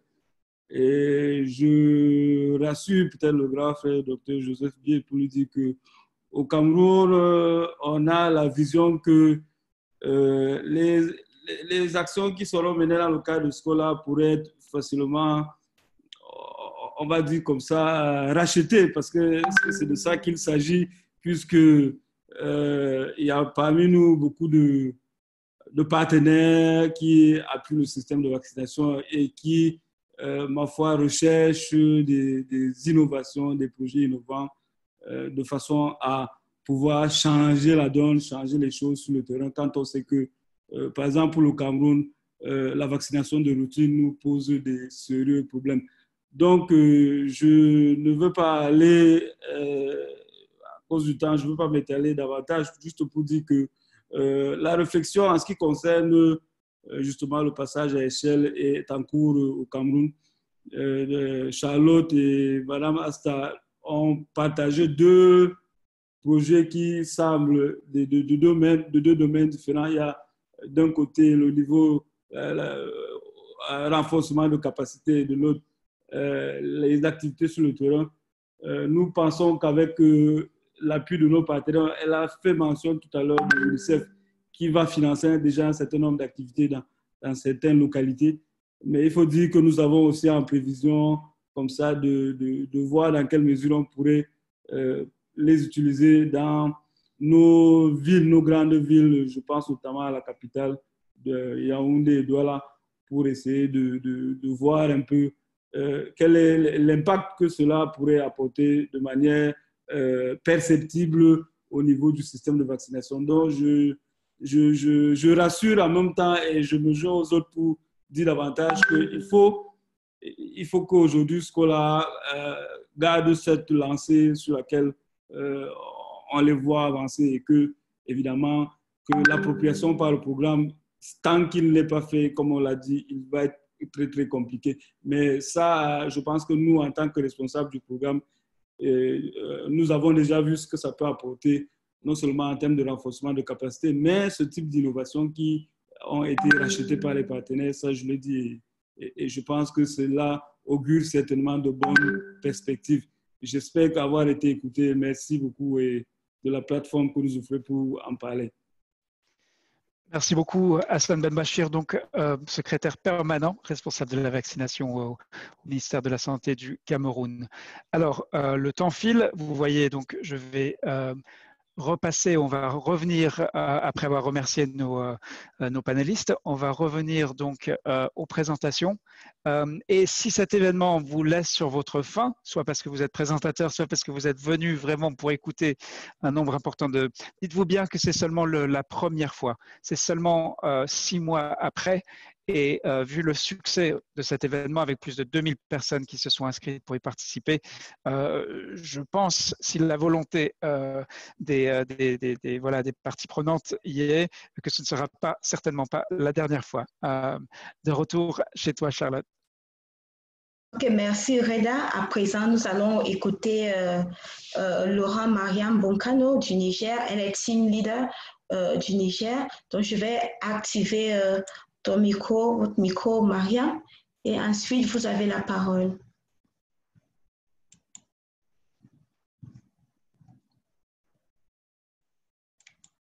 Merci pour l'opportunité que vous nous donnez pour présenter l'Impact Accelerator du Niger. Nous sommes Dr Laura Mariam, ancienne chef de division des enquêtes au ministère de la Santé du Niger et coordinatrice terrain du Burkina Field Epidemiology and Laboratory Training Programme à l'université. Nous sommes accompagnatrices et team leaders du pays. Nous avons à ce jour eu des certificats scolaires, notamment pour le module A1, A2, A3, la stratégie SPMVS, le Level 2 Reducing Inequity and Improving Coverage. Quels ont été les bénéfices des cours scolaires? Nous avons eu à l'occasion, avec l'appui de Dr Kofi Aplogon, que nous saluons au passage, coordonner l'enquête de couverture vaccinale du Niger qui a été conduite en 2017 avec les nouvelles recommandations de l'OMS. Il faut dire qu'à ce moment, nous n'avons pas toutes les maîtrises de la vaccination. Grâce aux cours scolaires, grâce à l'impact accelerateur, nous avons pu maîtriser toutes les stratégies de vaccination qui à ce jour sont d'actualité. Et grâce à ces cours, nous pouvons aujourd'hui mettre en place des stratégies adaptées en fonction des régions où nous nous trouvons, en fonction des districts où nous nous trouvons et aussi en fonction des centres de santé où nous nous trouvons. Les scolaires, notre petite histoire, il faut rappeler que les scolaires du Niger sont au nombre de 45 inscrits à l'Impact Accelerator autour du team leader que je suis. Les scolaires du Niger sont formés non seulement de Nigériens et d'autres nationalités exerçant au Niger, et avec l'accès difficile dans certaines zones du pays qui couvrent une superficie de 1 267 000 km², nous avions décidé d'élaborer un projet, un projet commun sur la stratégie nomade. Ainsi, avec un calendrier de regroupement hebdomadaire tous les samedis soirs via le réseau social WhatsApp, nous avons élaboré le projet. Il faut dire que les regroupements, nous nous sommes fixés des objectifs en disant qu'on n'est pas obligé d'atteindre le quota, Souvent, nous sommes 10, souvent 7, ainsi de suite, souvent 16. Et c'est comme ça que nous avons pu, à distance, élaborer ce projet commun pays qui avait pour objectif principal d'atteindre et de vacciner au moins 90% des enfants mononomades d'ici 2022 au Niger. Ce projet a été aussi soumis à la validation par les pairs, ce qui a permis d'avoir un document solide pour une soumission à projet. La justification du programme est élaborée environ tous les 5 ans et le Niger est inscrit dans cette stratégie. Et en 2019, la justification le PEV a inscrit à la justification de soutien au programme l'activité qui était d'améliorer la couverture, pour permettre l'amélioration de la couverture vaccinale et réduire les inégalités, la stratégie rurale. C'est ainsi que pour la mise en œuvre de l'activité, la direction des immunisations et l'OMS ont sollicité l'avant-projet des scolaires pour servir de document de base pour la mise en œuvre de l'atelier. Ainsi, un atelier a réuni du 22 au 26 août tous les ministères d'intervention concernés, les représentants des ONG et associations sous l'égide de la direction des immunisations et avec nous-mêmes, team leader et un des membres scolaires qui avons participé à cet atelier pour pouvoir avoir encore des avis pour valider ce projet-là. À ce jour, le financement de Gavi est obtenu à travers cette justification du programme et le comité technique est en train de travailler pour pouvoir avoir un document officiel au niveau de la direction des immunisations pour permettre aux scolaires d'être impliqués dans la mise en œuvre. L'activité se déroulera en 2020. À travers l'impact accélérateur, il faut dire que chaque scolaire aussi a développé un projet individuel sur les différentes stratégies que nous avons découvertes via les cours scolaires. Mais à ce stade, parler d'impact, c'est trop dire. Mais nous pouvons affirmer quand même que nous contribuons positivement à l'amélioration des couvertures vaccinales et à la réduction des inégalités. Avant le projet Créateur, nous ne nous connaissons pas pour la plupart, mais avec cette communauté, nous sommes devenus une famille. Aujourd'hui, si j'arrive dans un pays, ma sécurité, c'est quand il y a une communauté scolaire avec qui je peux aider à l'atteinte des objectifs du PEV. Grâce aux cours scolaires, nous avons contribué à l'élaboration du PAQD avec le PEV du Niger et l'OMS. Et un scolaire, Dr Batouré Oumarou, est aujourd'hui Routine Immunization Officer au niveau de l'OMS du Niger. Merci à tous nos encadreurs, spécialement Dr Alain Blaise, qui nous a accompagnés jour et nuit, et à tous les scolaires inscrits au compte du Niger et les autres pays, à tous ceux qui nous ont permis d'appartenir à la communauté scolaire mondiale. Merci. Ok, merci beaucoup, Mariam. Nous allons passer sans plus tarder à la prochaine présentateur et je tiens à rappeler au présentateur, vous avez juste 5 minutes et donc lorsque vous voyez la photo du présentateur suivant s'afficher, vous devez comprendre que vous avez déjà dépassé le temps imparti. Donc à présent, j'aimerais inviter Lucie Mouepou de la RDC. Donc Lucie, vous avez la parole. Merci beaucoup, Charlotte. Tous nos remerciements aux facilitateurs, aux scolaires qui nous ont contribué à la finalisation du projet, au docteur Alain, au docteur Djariatou, mon superviseur UNICEF, pour m'avoir partagé le lien du cours scolaire. Je suis consultante à l'UNICEF basée à Lubumbashi, en République démocratique du Congo. J'appuie le renforcement de PEV de routine à travers le plan d'urgence dénommé Machapo, qui réside sur l'amélioration de la vaccination systématique dans la province du Haut-Katanga. J'avais suivi le cours de la stratégie et pratique mondiale de la vaccination systémique organisée par ONMS. De 10 lignes directrices offertes dans ce cours, j'ai choisi mon projet créateur, celui d'identifier les enfants mal vaccinés et non vaccinés et leur offrir régulièrement les vaccins dont ils ont besoin. La motivation de ce choix est liée au contexte de la division provinciale du Haut-Katanga, dont j'appuie avec des épidémies de rougeole et de CVDPV à répétition. Grâce au cours scolaire, j'ai identifié 2 stratégies qui m'ont permis de mettre en œuvre mon projet. La plateforme de l'accélérateur d'impact a fait une différence, d'autant plus qu'elle m'a permis de finaliser mon projet par la revue des pairs. Grâce à l'accélérateur d'impact, j'ai identifié que dans les aires de santé de la zone de santé choisie, l'enregistrement dans le registre de vaccination des enfants vaccinés de manière générale montre une disparité de localités qui ne sont ou presque pas atteintes par la vaccination tout au long de l'année. L'accélérateur Impact m'a permis de mettre en œuvre mon projet créateur par la récupération des enfants à travers l'opportunité qui m'a été offerte par l'appui de l'UNICEF et Gavi sur le plan du plan Machako dans les 27 zones de santé de la province du Haut-Katanga.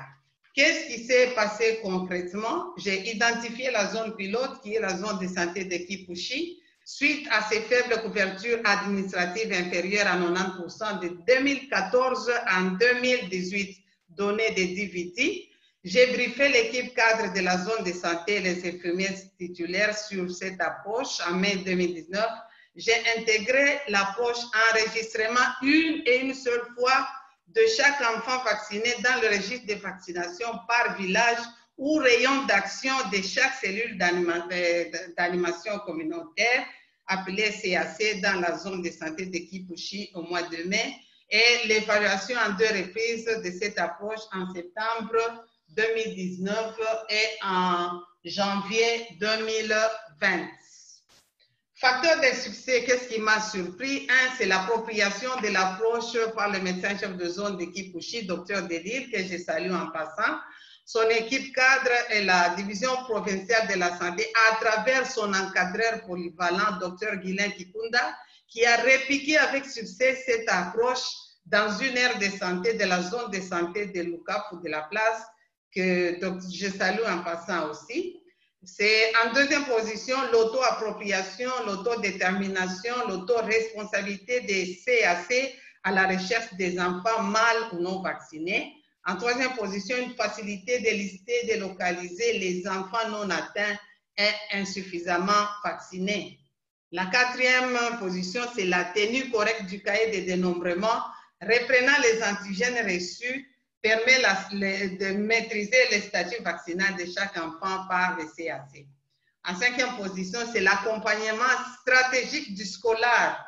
Le médecin-chef d'antenne de Lubumbashi, Dr Blaise Kalenga, et de mon superviseur UNICEF Lubumbashi, Dr Jean Dédieu. Comme résultat du processus, le défi tabou vieux de 5 ans de couverture vaccinale inférieure à 90% est brisé grâce à cette approche par des couvertures autour de 100% dans tous les antigènes en 2019. Réduction des cas de rougeole de 11 cas IgM positifs au trimestre 3 à 0 cas IgM positifs au trimestre 4 en 2019 dans la zone de santé. Comme défi, c'est la non-maîtrise du dénominateur par une mauvaise qualité du dénombrement par les CAC au début du projet. Et leçon apprise, l'approche enregistrement par village CAC est une opportunité pour la responsabilisation de la communauté au suivi du statut vaccinal de chaque enfant. Et à l'infirmier titulaire, l'approche permet de focaliser les efforts sur les avenues, les villages dont les parents n'utilisent pas le service de vaccination. Tous nos remerciements à notre team leader de la RDC. J'ai dit et je vous remercie. Merci beaucoup, Lucie, pour le respect du temps. Sans plus tarder, je vais passer la parole maintenant à Jaurès Churchill du Madagascar, qui va nous présenter comment est-ce que les scolaires du Madagascar ont réussi à organiser une enquête de couverture vaccinale après une grande campagne rougeole dans leur pays. Jaurès, vous avez la parole. Merci, Charlotte. Vous m'entendez? Oui, 5 sur 5. Donc, bonsoir à tout le monde. Je suis le docteur Jaurès Churchill de Madagascar, team leader d'accélérateur d'impact du groupe OMS scolaire. Et bien sûr, à Madagascar et ancien scolaire sur l'enquête des couvertures vaccinales en tant qu'analyste et aussi du cours SPNVS ou bien la stratégie pratique mondiale de vaccination systématique, la couverture et la réduction d'inégalités, l'amélioration des qualités des données. Et je suis aussi un accompagnateur des différents cours de l'OMS scolaire. Donc, ce sont des projets individuels que nous avons. Les accélérateurs ont transformé en projet commun pour Madagascar en impliquant directement les gens du ministère de la Santé, bien sûr, du direction du programme élargi de vaccination du pays, les OMS, l'UNICEF, d'autres ONG comme la SALFA aussi, de l'Institut national de santé publique communautaire et bien sûr des gens de l'INSTAT qui sont bien sûr membres des accélérateurs d'impact. Donc, je vais parler des succès de l'enquête de couverture post-campagne en 2019 et le développement d'un réseau de partage des acteurs du PEV et du santé publique sur le SPNVS qu'on a appliqué. Donc, entamons directement sur l'enquête de couverture. Post-campagne rougeole à Madagascar, comme nous savons qu'il y avait cette épidémie de rougeole à Madagascar en novembre 2018 et comme l'enquête de couverture post-campagne est une exigence de Gavi et doit être effectuée conformément aux directives et mises à jour actuelles de l'OMS pour garantir la qualité de l'enquête. Et bien sûr, cette enquête ont été soutenues financièrement et techniquement par le gouvernement, la contribution du gouvernement, le ministère de la Santé, bien sûr, l'INSTAT, l'Institut national des statistiques de Madagascar, pour assurer l'indépendance, l'MRI, Gavi, la Banque mondiale, l'USAID, l'OMS, l'UNICEF, GSA et d'autres ONG nationales et internationales. Donc, nous avons adopté la nouvelle méthodologie de méthode d'enquête en grappe de l'OMS, utilisant des logiciels comme le StatAssess et la Vaccination Coverage Quality Indicator, ou bien l'indicateur des enquêtes de couverture vaccinale. Mais c'est quoi exactement, quelles sont les valeurs ajoutées des accélérateurs d'impact sur cette campagne de rougeole en 2019? Bien sûr, sans les accélérateurs d'impact, il y en a un risque, disons, à 90% qu'on n'aurait jamais atteint les niveaux de qualité de l'enquête en 2019. Parce que, bien sûr, le coordonnateur de l'enquête de couverture ici, c'est un accélérateur d'impact. Les consultants, je tiens à remercier Draman Palinfo ici, ce sont des membres de notre équipe d'accélérateur d'impact. L'équipe technique d'analyse du pays, ils sont à 90% des accélérateurs d'impact. Donc, aussi bien du développement des notes conceptuelles, l'échantillonnage, la collecte des données, toutes ces qualités-là, la description lors du rapport, c'est-à-dire l'estimation des couvertures, la visualisation des résultats, ce n'est pas seulement d'écrire le taux de couverture en statistique, mais aussi de l'analyser. Nous avons l'analysé pourquoi les enfants ne sont pas vaccinés pratiquement, pourquoi dans une autre grappe les enfants sont vaccinés à 100%. Ils sont tous des travails, des contributions des accélérateurs d'impact pour réaliser le travail. Et maintenant, je vais parler le deuxième point sur le développement d'un réseau de partage pour les acteurs de santé publique et du PEV. Parce que ici à Madagascar, on a bien sûr le problème des capacités en PEV. Donc, il y en a aussi le deuxième problème majeur, le changement fréquent des hauts responsables, des responsables à cause de politique. Donc, nous avons, à titre d'exemple, récemment d'avoir un nouveau ministre, donc nouveau SG, nouveau staff, il y a à peine un mois. Donc, on a créé cette plateforme des réseaux sociaux sur Facebook, disons fermée, une plateforme de partage d'informations, des formations en ligne, d'autres opportunités pour tous les membres. Et maintenant, ce qu'on a montré là-bas, c'est 400, mais maintenant c'est 500 membres, malgré que c'est très sélectif d'être membre du groupe. Donc, ça regroupe les personnels du PEV au niveau national et les directeurs du PEV, les directeurs centraux, les directeurs régionaux, les responsables de la PEV, aussi bien au niveau régional, au niveau des districts, voire même les gens du CSP, les centres de santé de base, les vaccinateurs qui sont membres de ce groupe. Il y en a aussi des gens au niveau de l'OMS, bien sûr, au niveau international, des influenceurs, les gens influents sur le Facebook, bien YouTube. Mais juste à titre d'exemple d'une petite histoire, lors de la campagne en 2019, il y avait un manque de vaccinateurs dans une région, environ 300 vaccinateurs. Mais en l'espace de 24 heures, grâce à cette réseau, on a pu mobiliser des vaccinateurs de la région du côté, à côté qui sont déjà formés lors de la première phase et directement opérationnels, juste une petite mise à jour de faire la vaccination dans cette région de Haute-Mathiata à Madagascar. Voilà juste à titre d'exemple ce qu'on a, les bienfaits de ce développement d'un réseau de partage. Donc, pour terminer, les leçons prises, les réponses directes aux besoins prioritaires du pays s'avèrent très, très utiles. Parce que nous, ici, les 16 accélérateurs, c'est projet commun au niveau national.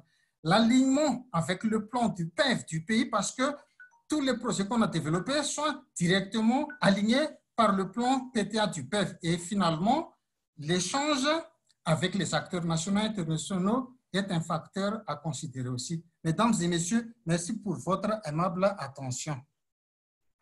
Merci, grand merci à Jaurès, Churchill, Ramanantena, notre dernier présentateur pour aujourd'hui. Ils étaient voilà, un panel impressionnant qui n'auront pas pu présenter, je m'en excuse, c'est vraiment du fait de la contrainte du temps.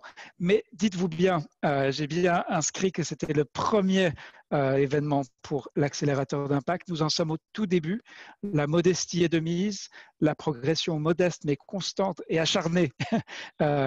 Et c'est ce que nous visons. Quelques récits. Dites-vous bien que nous avons aussi le tableau d'ensemble à travers les outils de mesure de progression de l'accélérateur d'impact. Je remercie l'ensemble de nos présentateurs. Je vais revenir une dernière fois vers notre panel.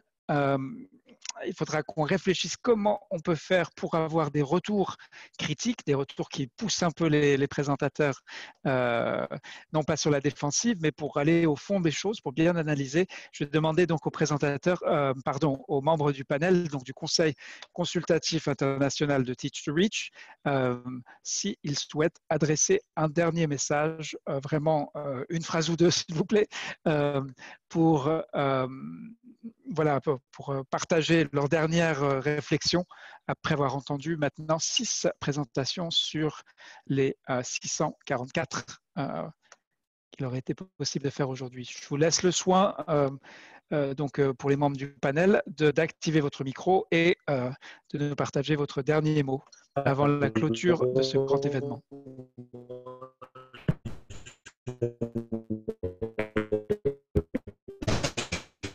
Ah.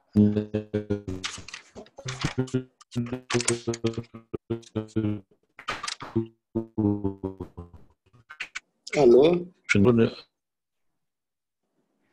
Oui, José Biais, on a voulu vous entendre, mais il y avait de la friture sur la ligne. Est-ce que vous pouvez répéter votre message? Oui, merci beaucoup, Reda. Merci aussi aux collègues. Je pense que comme dernier mot que j'ai, c'est vraiment, je voudrais insister sur la documentation, de tout ce qui a été dit pour que nous puissions capitaliser franchement sur ces initiatives. Ça, c'est la première chose, nécessité vraiment d'une bonne documentation.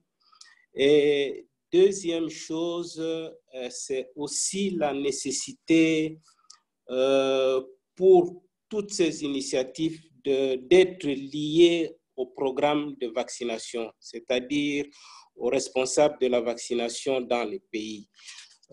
Donc voilà ce sur quoi j'aimerais insister le plus, parce que je trouve qu'il est vraiment critique et important de documenter et de prendre attache avec les pays. Et pour conclure, les échanges, le collègue de Madagascar l'a dit, c'est un réseau d'échanges qui devrait rester permanemment fonctionnel. Et je pense que c'est ça vraiment la clé du succès, c'est comment maintenir ces échanges, comment maintenir toutes ces expériences pour qu'on s'assure que ce n'est pas des projets, mais que ça s'intègre dans le cadre du travail habituel de tous nos programmes. À vous. Merci. Merci, José Bié. David Kofi ou Hassan Benbachir, souhaitez-vous partager votre dernier mot pour clôturer cette séance? Je vous laisse le soin donc d'activer votre micro pour qu'on puisse vous entendre. Nous avons largement dépassé le temps imparti, mais il me semble que la teneur de cet événement, le nombre impressionnant, plus de 2000 personnes qui se sont inscrites pour y participer, mérite, ce n'est pas trop en faire que de rester 10 minutes de plus. Et je vous remercie, donc les présentateurs, les participants et les membres du Conseil consultatif international d'avoir pris le temps de rester jusqu'ici avec nous. David Kofi, oui. Je voudrais juste encore une fois dire merci pour ces belles initiatives et pour ne pas que ces initiatives soient juste un feu de paille, on invite justement les pays qui ont pu mettre quelque chose en marche de voir dans quelle mesure ils pourraient encourager aussi les scolaires des autres pays par leur exemple. Pour qu'ils puissent faire aussi ce qu'ils ont fait. Donc, beaucoup de courage. Et mon deuxième mot, c'est de se dire que ça a été des mises en œuvre de projets qui ont été développés pendant le cours. La deuxième chose à faire maintenant, c'est de développer des projets en dehors du cours et de pouvoir les mettre sur pied et les réaliser. Merci beaucoup et encore tous mes encouragements. Merci à vous tous et toutes, présentateurs, intervenants, équipe scolaire, Charlotte Mbou et Alain Blaise Tatsinkou, Minja également, Palen Fodraman qui est là avec nous. Je vous remercie toutes et tous, ce n'est que le début. Cela fait tout juste 6 mois depuis le lancement de l'accélérateur d'impact. Je vous rappelle donc pour ceux qui découvrent le programme scolaire, qui découvrent l'accélérateur, la porte d'entrée, il faut donc réussir au moins un cours scolaire. Le prochain cours scolaire, vous le voyez ici, il s'agit donc d'un programme où vous allez apprendre ensemble, c'est l'apprentissage par les pairs, mais aussi avec de grands experts des sciences pédagogiques, des sciences de l'éducation, comment mieux former, comment améliorer la qualité des formations pour avoir des résultats plus concrets sur le terrain. Donc voilà, je vous invite, vous êtes toutes et tous invités à postuler, à constituer votre candidature au plus tard le 15 mars. Il y a déjà tout un programme en préparation. Une fois de plus, je ne peux que vous remercier pour l'enthousiasme suscité par cet événement. C'est un marathon pour changer durablement, influer sur la couverture vaccinale et réussir à contribuer à atteindre aux objectifs fixés par les pays et les partenaires. Je vous remercie une fois de plus et ce n'est que le premier rendez-vous. Si c'était votre première fois, on espère vous revoir très bientôt. Je vous salue chaleureusement et je vous dis à bientôt. À bientôt et merci à tout le monde.